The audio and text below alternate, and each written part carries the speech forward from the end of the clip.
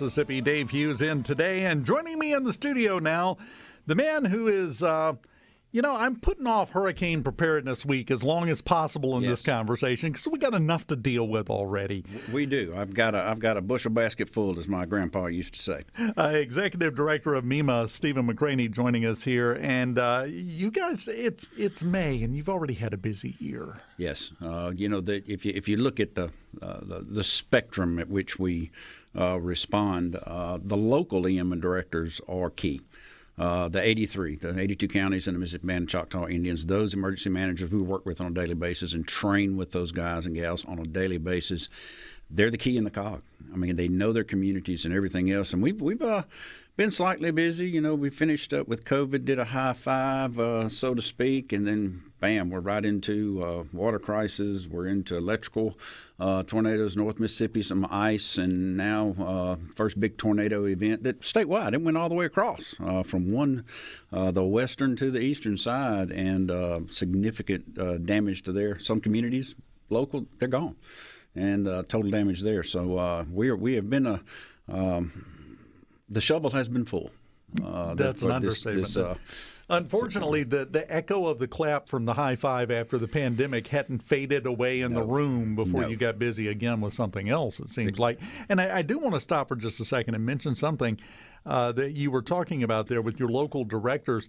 This is too big of a job for just one person or one group of people to do. You have to have them. Absolutely. And the State Emergency Operations Center is the key to MEMA, and that's where we have 16 emergency support functions made up of all the state agencies in the state. So if you look at Department of Education, they were enrolling for it, trying to help with that school to get it into a temporary location, and also looking at statewide testing that was everybody was, well, the kids are thrown out everywhere. They said, no, we're not. That's not mandatory right now. So Department of Human Services, Department of Health, it takes a village of all the state agencies, which at the time of the state of a declaration, the governor, under my authority, I'm the coordinating agency, so it's almost like I'm sitting up there tapping and the orchestra's going to play. We have so many partners, the National Guard that are at our disposal, the troopers. We put them special duty teams out there for 24 hours a day, and some of them are still on duty in some of those locations. So a lot of agencies at the disposal of the governor and the MEMA coordination cell there, what we do, and then also our federal partners that have come in. Corps of Engineers doing assessments on buildings to make sure we can go in and rehabilitate those actually safely. The hospital in Sharkey County, looking at debris removal. All those parts from federal to state to the local, it becomes a party at that point, and everybody's needed at some point of the disaster response and recovery. Now, I know at one point, right as it was happening and after it happened, there was talk that it was just one big tornado that crossed the entire state, but it wound up being multiple tornadoes, didn't it? Yeah, it did. I was in the operations center the night that it hit, and we were watching it come across. Everything was just getting, the ingredients were all getting just right at the Mississippi River, and it hit. And I think within about 30 minutes later, the emergency management director out of Warren County, John Elfer, was en route and on the ground in Sharkey County assisting that other EM director. And that's the key to this. The key is knowing your surrounding counties, and they do such a good job of that. The local directors do. McNEMA, the Mississippi Civil Defense Emergency Management Association, that's all the partners of those counties, those EM directors. They came in and started doing assessments, and they sent teams up to those counties to work as well. So it's a perfect relationship to make that kind of response happen. Well, and that's it. Now, at some point it has to happen, but we're obviously not there yet. But at some point, if things continue like they are, can you foresee a time where we might be stretched too thin? And I mean, not because anybody's doing anything wrong or not doing their job, just too many things at once, too many balls in the air. Well, I want to invite you to come out to MEMA, because on our wall we have EMAC, which is Emergency Management Assistance Compact. That's all 50 states and territories. We have been to Hawaii for the volcanoes. I did not go to Hawaii for volcanoes, but I did send staff there.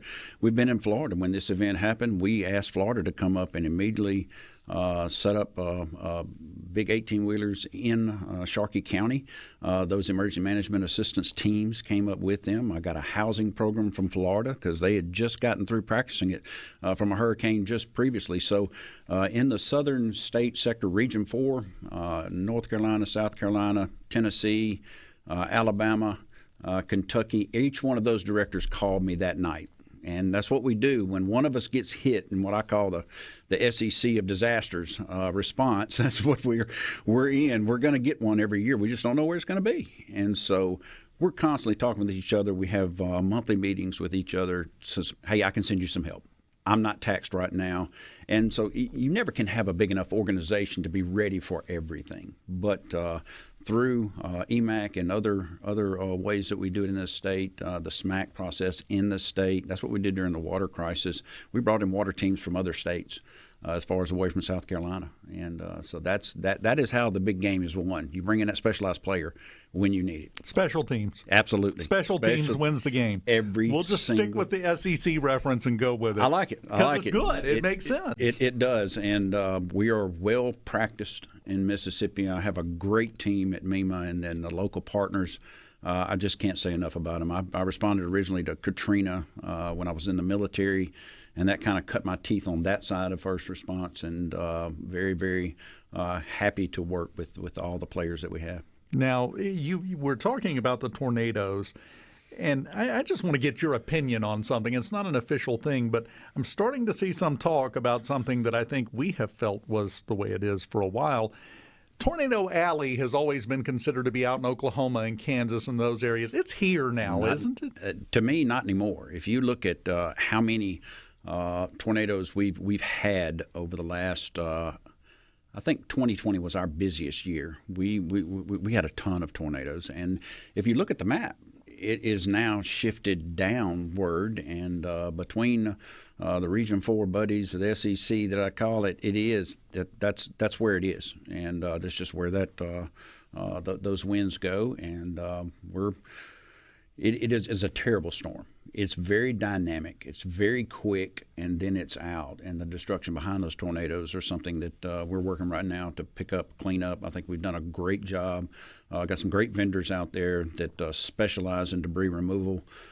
Sharkey County, City of Rolling Fork. I used to be my district back in the day when I worked for another state agency, and we've done a great job. Now we've got to get into the housing. Now we're looking at that short term, long term. We've partnered with the American Red Cross for them to do our temporary housing, to be able to get people in hotels, get them under cover.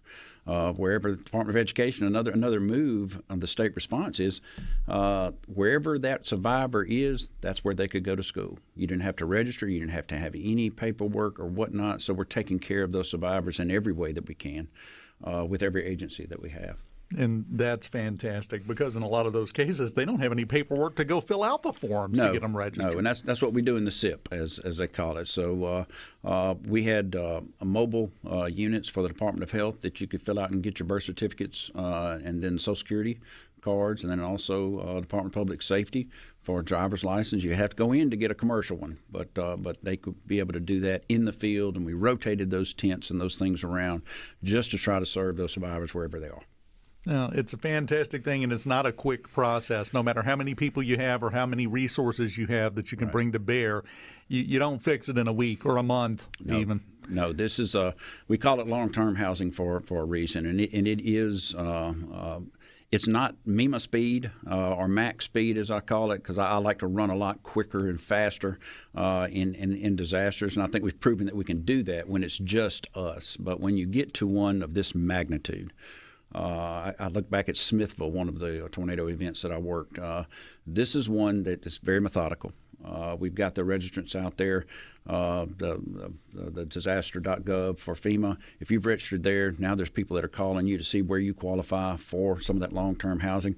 We've got to make sure the sewer's able to be hooked up. We've got to make sure electricity's there, water is there for that hookup, and then zoning issues, and making sure that we can do some temporary zoning with the local board of supervisors, cities. We've had some local governmental meetings. The state coordinating officer, Todd DeMuth, who works for me, has gone out and sat and along with the FEMA coordinating officer in those local community government agencies to talk with them Here's what we need you to be a little movable on so we can get that done. You got to have flexibility in that kind of situation. At any point over the last few months, have you thought about calling my old buddy Greg Michelle and saying, hey, you want to come back for a weekend?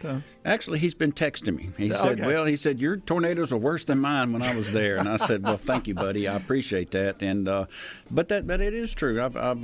We've spoken with many times Latham, Robert Latham, others. This is a band of brothers and sisters. And we care about each other. We know what the stress level is. We know how important it is. And I get a lot of high fives to say, hey, keep going. You're doing good.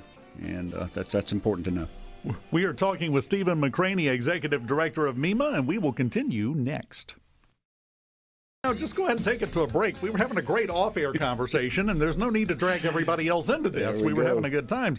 In studio with us, Stephen McCraney, Executive Director of MEMA, and I told you we'd get back to it, so here we go. Yes, sir. Now, in the wake of all this mess that we're having to deal with, we have to get ready for hurricane season because it's less than a month away now. Yeah, absolutely. You know, if you look at last one, we had Hurricane Ida that really impacted the state. That was a $30 million disaster, and I'm continuing to work it to this day. I mean, we have our public assistance folks are out there working with local communities, whether it's a bridge, whether it's a roads that get eroded away, and that type of infrastructure. That was one that we didn't think had a lot of damage, but at the end of the day, it was $30 million. So every one of those events are ones that we can plan for. And the only thing about a hurricane is that you've got time. But you have to pay attention. You have to, today's that day is kind of know where you are, understand the forecast and what it means to you, and then your neighbor and others. So we go through this whole week of let's concentrate on this thing, that thing. Taking pictures and inventories of things in your house to be able to explain that to your insurance company, where you can get properly reimbursed if you do have a catastrophic event at your home for the hurricane. But right now, understand what those surge levels are going to be. Tomorrow I'll be with the hurricane hunters. They're going to be in Jackson. I'm going to go out there. They're going to display their airplane for folks to come and see what that technology is. And it's very good technology now. I mean, back in the day of Katrina, when I first responded, it was kind of a swag. And I remember one of my buddies called me and said, man, I'm supposed to be on the coast, but I think I need to get back up further. What are you hearing? I said, 30 foot's coming. You need to get about 40 miles back up from where you are. And he did. And then he was able to respond back in. So, but now all the models that we have, the information that we're getting from the hurricane hunters, NOAA, that service, we can get this almost finite. But then Mother Nature always has the vote. And that's where we get the left wag or the right shift. And it impacts an area that would have been in the clear. So we're actually going down for search and rescue next month.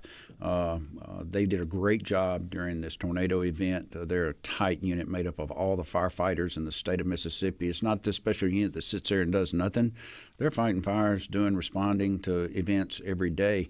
But we build teams out of them, and the Department of Homeland Security Force here in the state manages those teams and does a phenomenal job. So hurricane season is coming. It's just like we'll stay with SEC, right? Just like football season's coming, and we love every Saturday. Hurricane season's coming.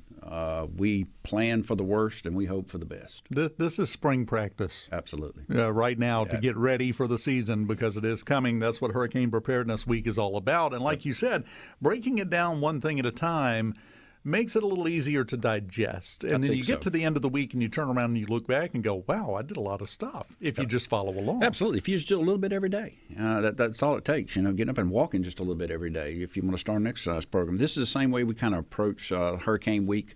The governor signed a proclamation for it, and we're trying to ring that bell hard now so you'll be in much better place when this comes because we know it's coming. We know we're going to get, if one of the other states gets hit, we get the aftermath of it. And then we also get people that are escaping to the state of Mississippi. So we have to look at that population that moves around away from the hurricanes that will impact the local communities. We have to put more troopers in Hattiesburg, for example. The emergency manager there, he and I talk all the time. He said they're coming, and every hotel room is full. So you almost triple to quadruple the capacity of a city. very, very quickly. And then so law enforcement, ambulance services, hospitals have to be ready. So this is not just one area of emergency management. This is the whole community that's got to get ready for that impact that's coming. Well, and there are some things you can do that can cut down on traffic, cut down on the burden, and get yourself in better shape. If you see, let just throw a hypothetical out here. There's a hurricane coming in. They've got this one locked in. They know where it's going. There's a high-pressure system keeping it over to the west. It's going to go in just to the west of New Orleans and come up. Right. When you see that get locked in, go ahead and go to the store and get your supplies and fill your car up with gas and then go home. It's not going to hit here, but everybody that it is hitting is going to be here. Absolutely. Going to the grocery store, getting gas, and you don't want to be in the middle of that. You can cut down on the congestion and the problems that way. If you just think about a gallon of water a day per person, that's a family of 4. That's almost 5-gallon container of water that you're going to need to go through, and that doesn't count the point where you're trying to get out. And it's not that we don't have the gasoline, don't have the services, but we can't get them there. There's a point to where when the winds are up so high, 18-wheelers are not going to drive. They're not going to be able to refuel. Then we have to start prioritizing fuel and services for the first responders to go get people out of harm's way. So there's a lot of factors that just 1 degree shift in a storm can really do an impact. And it's almost like in Mississippi, you see one snowflake, everybody's at the grocery store getting milk and bread. Do that now. Go ahead and just build that rotation of stock. Change out your water if you drink bottled water. Do that, have it ready, and then as you use it, get another one to restock that supply kit. On the bright side, everybody should still have plenty of toilet paper after the start of the pandemic, so, we're in good shape there. There we go. I knew you were coming. Yeah, you knew something was coming. Yeah. But it just amazes me how people work, because if we see a storm in the Gulf, you're exactly right. Everyone has to go get those vital ingredients of a milk sandwich and take them home. And I'm like, they had milk and bread last week. What are you doing? It's non-perishable food. Just start now, just a little bit at the time. Everybody's budget's tight, and I get it. But if you just buy that extra jar of peanut butter or jelly or whatnot, and just those things that will last for a while, and just kind of keep them, but rotate them. Buy some more, put it in your box, take that out, and it's like a spare tire for your car. You got a spare tire, but do you have a jack? Do you have a jack handle? And so it's being prepared as an individual. The government's going to come. 72 hours. First 72 is on you.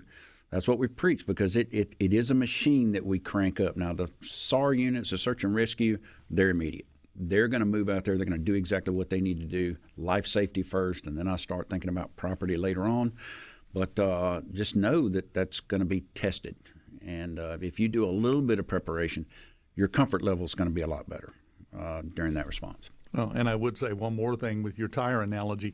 In addition to making sure you have a jack and making sure you've got a spare, make sure you know how to change a tire. Yeah, check the pressure in it, because it's been back there 5 years. The heat and the cold is going to – air particles don't sit in the tire forever, and you just got to be ready. You don't want your bread to be dry rotted. Okay, I mixed metaphors there. Yeah, that probably went in a weird direction, didn't it?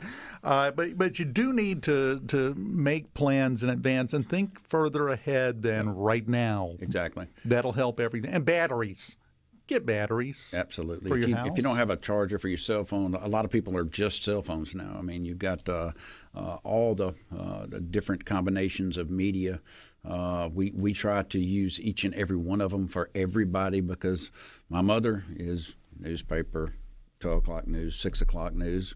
My oldest son is nothing but a cell phone. Everything in his world is handled right there, and you bet he's got a brick behind it that he can charge, because he's not going to be without a signal. And also my other son. So it's making sure that you have what you need for your family, but also think about, well, what about your grandmother, grandfather? Well, what about the extended family? What about the neighbor across the street? What if their house gets blown away, yours doesn't? Do you have enough water? That's your neighbor. To be able to take care of those things. So the little things you can do now is just going to get you ready for till I can crank up that big machine of water distribution, food distribution, ice distribution. Then we start thinking about medications. How can we get you refilled, bringing in mobile pharmacy labs and whatnot. So it is a big picture that I'm looking at to be able to mobilize again, but it's going to take me just a couple of days to get that turned on to be there for the survivor. Let me ask you if this is a fair statement. Those little things that you can do now to get ready are going to be enormous things if you wait. It's going to be huge. especially when you look at medication and other things. Well, we had that problem up in Rolling Fork in that area, didn't we? Absolutely. And we were working with the hospital, and the doctors were talking to us, look, we're not getting calls from our patients, and we know their prescriptions are expiring. Where are they? So we had to locate those that were 2 counties away. Some here in Jackson living with the family members because they could take care of them, see them at night and see them in the morning, and during the day close instead of being in Sharkey. A lot of things come together that you take for granted. You take for granted you can just run by and grab that gallon of milk or I'll get my prescription filled tomorrow because I'm out today. That's not necessarily the case when you have any type of storm, bad weather coming in. Stephen McCraney, Executive Director of MEMA. I'm glad it's you and not me. Let me say that but you're doing a fantastic job. Well, I can't thank SuperTalk enough. When I was in the disaster zone areas, I listened to you guys on the radio, and to be able to get that message out statewide, you're the only way that can do it. I can have the greatest plan in the world, but if I can't get that information out, and just been a great partnership with you guys, and I just wanted to ring that bell on that if I can't get that message out to the public, they're not going to be able to do what I need for them to do. Well, thank you for that, and we are always happy to do that. If you've got something you need to get out, we got the biggest mouths in the state. We'll be glad to shout it for you. I heard the PSAs on my way in this morning. Y'all putting out great information for survivors, so thank you again. Anytime. Stephen McCraney, Executive Director of MEMA. We continue on Middays in the Element Wealth Studios.